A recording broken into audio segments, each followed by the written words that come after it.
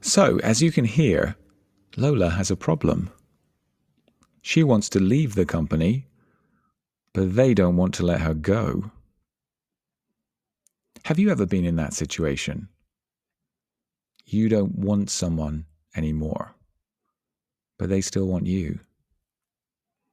It could be a business relationship. It could be a romantic relationship. How do you resolve this situation? How do you escape with the minimum of damage? It's never easy, right? And sometimes you just have to accept that somebody's going to get hurt. Well, over the next few chapters, we're going to find out how Lola copes with this dilemma. But right now, we're going to start by analyzing a key grammar point that appeared in the text. Tell me if you agree with these three statements. A meeting that lasts 2 hours is a 2 hours meeting, right? A journey of 200 kilometers is a 200 kilometers journey, right? A hotel that has 5 stars is a 5 stars hotel, right? Wrong. Wrong, and you guessed it, wrong.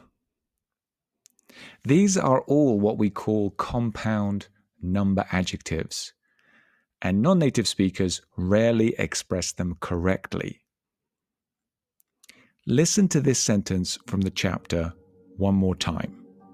It felt like a 5-star hotel with double-height ceilings, Baroque artwork, and panoramic views of Madrid. It's a 5-star hotel, not a 5 stars hotel. Why?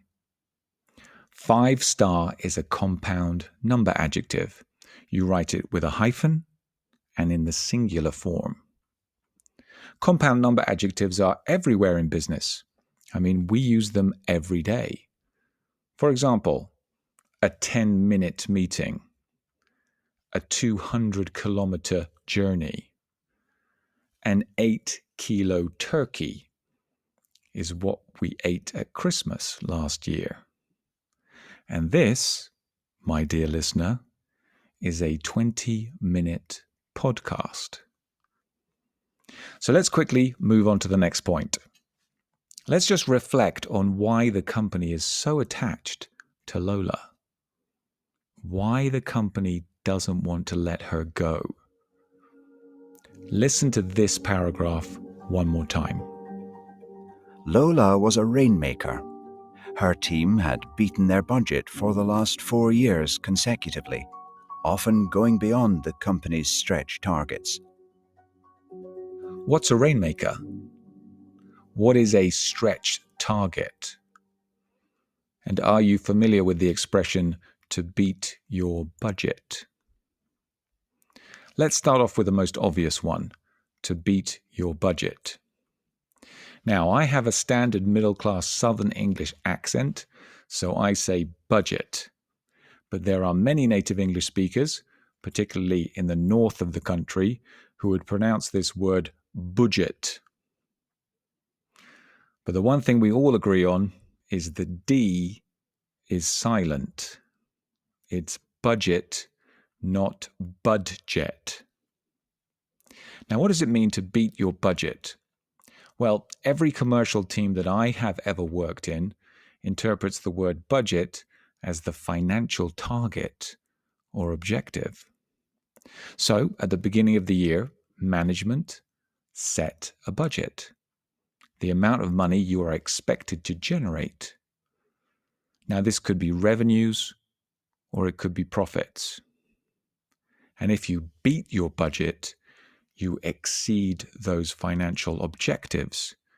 You make more revenues or more profits than expected.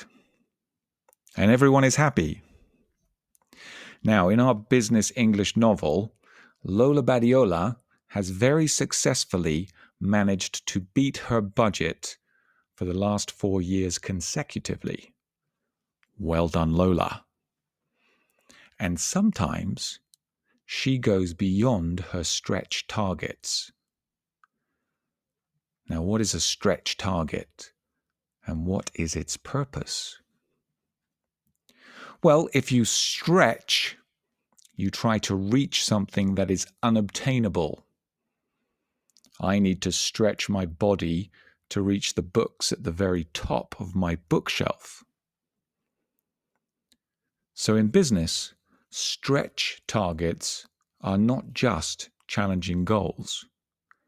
They are impossible goals given current practices, skills, and knowledge. So, new approaches must be found to make them attainable.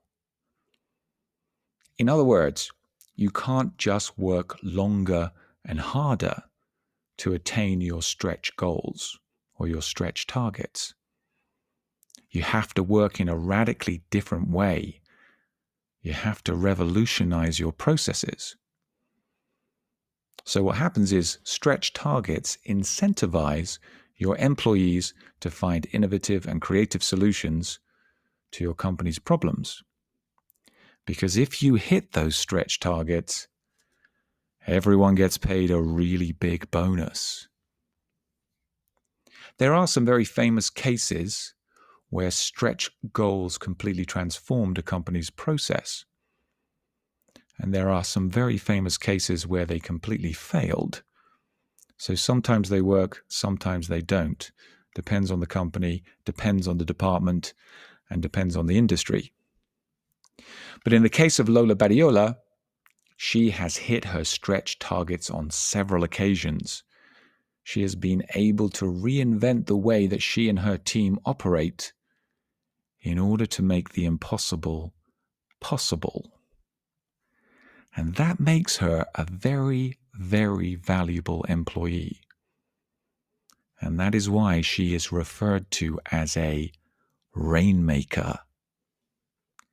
In ancient times, rainmakers could magically cause the rain to fall, ensuring their crops would grow, which meant survival and prosperity for everyone.